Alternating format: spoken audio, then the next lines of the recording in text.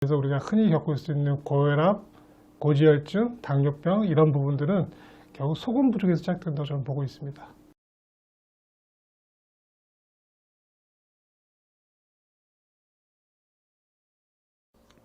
그 의사의 반란이라고 표현했던 것은 기존의 의학들이 증상에 대해서 대증적인 요법으로 약을 쓰는데 제 책에는 그 약이 도리어 더 많은 병을 만들 수 있다는 생각을 제가 썼습니다. 그러면서 병에는 분명히 원인이 있고 그 원인을 제공하는 것은 나의 생활 습관이기 때문에 그 생활 습관을 돌이켜 보면서 잘못된 걸 찾아주면은 우린 약을 먹지도 않고도 건강해질 수 있다. 그런 내용을 쓴 겁니다. 우리 몸을 구성하고 있는 건 세포죠.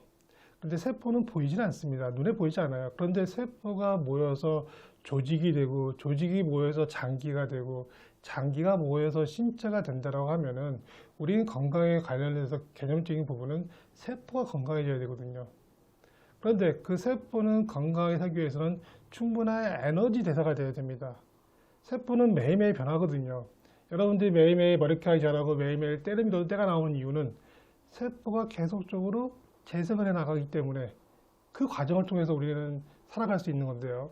근데 그 세포가 일하기 위해서는 세포 속으로 충분한 에너지가 들어가줘야 됩니다. 자, 그 에너지를 세포 속 전달하는 과정이 가장 중요한 물질이 저는 소금이라고 생각합니다. 소금이 없으면 세포 속으로 들어가지 못합니다. 대표적인 병들이 혈당이, 포도당이 세포 속으로 못 들어가는 병이 뭡니까? 당뇨병이죠. 당뇨는 혈당이 피 속에 넘치고 있지만 세포가 쓰지 못하는 사태가 발생합니다. 결국 다시 말하면 이 소금이 부족해지면 세포가 혈당을 쓰지 못하는 사태가 벌어지고 그래서 세포가 일을 잘 못하게 됩니다. 우리가 혈압이 높아진 분들은 시간이 지나가면서 잘 보십시오.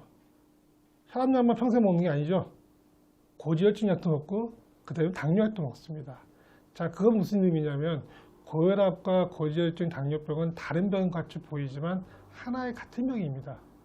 그래서 뭘 만들어요? 합병증은 혈관이 터지거나 막히는 일이 생기면서 결국 장기가 썩어버리는 이런 합병증이 오게 되는데 이 과정에서 결국은 우리 몸에 필요한 영양이 부족했을 가능성이 높다는 얘기인데 그런 부분들을 채울 수 있는 건 소금입니다. 근데 소금이 부족해지면 저는 고혈압, 고지혈증, 당뇨병이 같이 올 수 있다고 생각하거든요. 그래서 고혈압에 대한 부분에서 제일 위험한 부분은 소금이 아니라 뭐다? 설탕입니다. 사람들이 힘이 딸리고 피곤함을 느끼고 하면서 자꾸 당분에 의존하게 되는데 그 당분은 소화기관을 거치지 않아도 혈당을 빨리 높이고 기분을 좋게 만들어주고 힘을 내는 것처럼 보입니다. 그런데 반대로 이렇게 급격히 올라가는 것들은 우리 몸에 무리를 줍니다.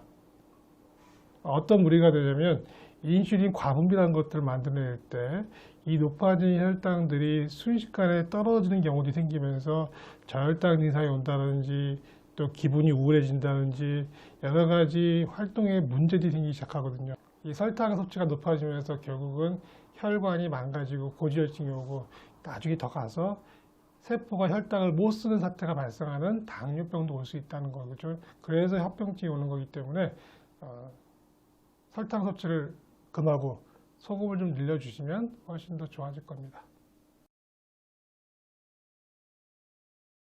그러니까 저희는 주로 이제 우리나라에서 나오는 천일염을 저로 쓰는데요. 예를 들면 이런 천일염들도 있습니다. 이렇게 큐브 형태로 굉장히 크죠, 입자가. 이것도 바닷물을 말리면서 만들어진 소금인데요. 이런 소금을 한번 입에 물고 녹여 드셔보십시오. 뒷맛이 단맛이 날 겁니다. 바로 그게 미네랄이 풍부한 소금이고 이런 소금으로 음식을 만들어 먹는다면 굉장히 맛있는 음식을 우리가 드실 수 있습니다. 모든 곳에서 자꾸 저염식 소금을 적게 먹으라고 하지만 저는 소금을 충분히 먹어야 한다고 생각하는 것도 왜 그런지 제가 써놨고요.